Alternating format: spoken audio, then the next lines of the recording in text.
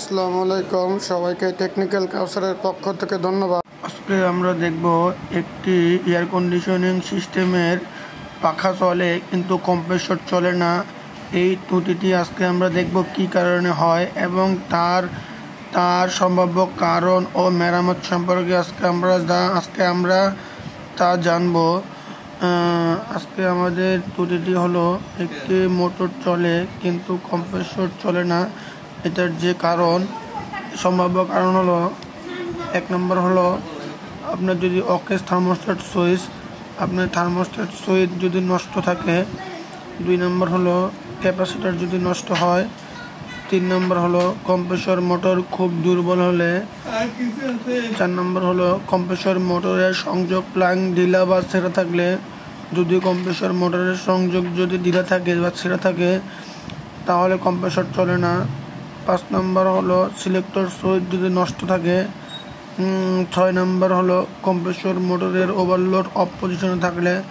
যদি কম্প্রেসর মোটরের ওভারলোড যদি অফ পজিশন থাকে তাহলে আপনার কম্প্রেসর চলবে না কিন্তু মোটর চলবে, পাখা চলবে।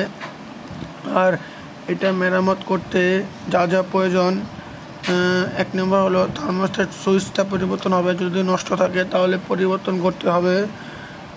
2 নম্বর হলো ক্যাপাসিটর পরিবর্তন করতে হবে, যদি ক্যাপাসিটর নষ্ট হয় তাহলে পরিবর্তন করতে হবে।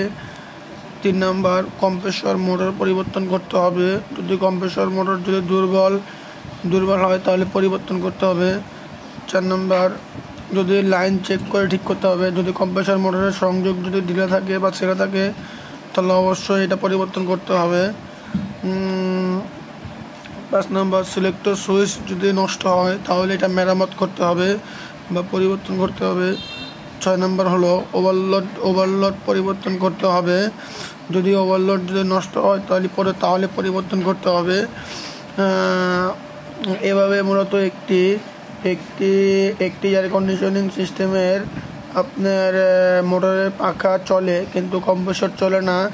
এই ত্রুটিটি আমরা সহজে যে কারণগুলো বলেছি এই কারণগুলোর মাধ্যমে আমরা শনাক্ত করতে পারি এবং তা মেরামত করতে পারি। সো ভিডিওটি ভালো লাগলে অবশ্যই আপনারা ফলো করবেন, সাবস্ক্রাইব করবেন এবং বেল আইকনটি করে পাশে থাকবেন। সো সবাইকে ধন্যবাদ।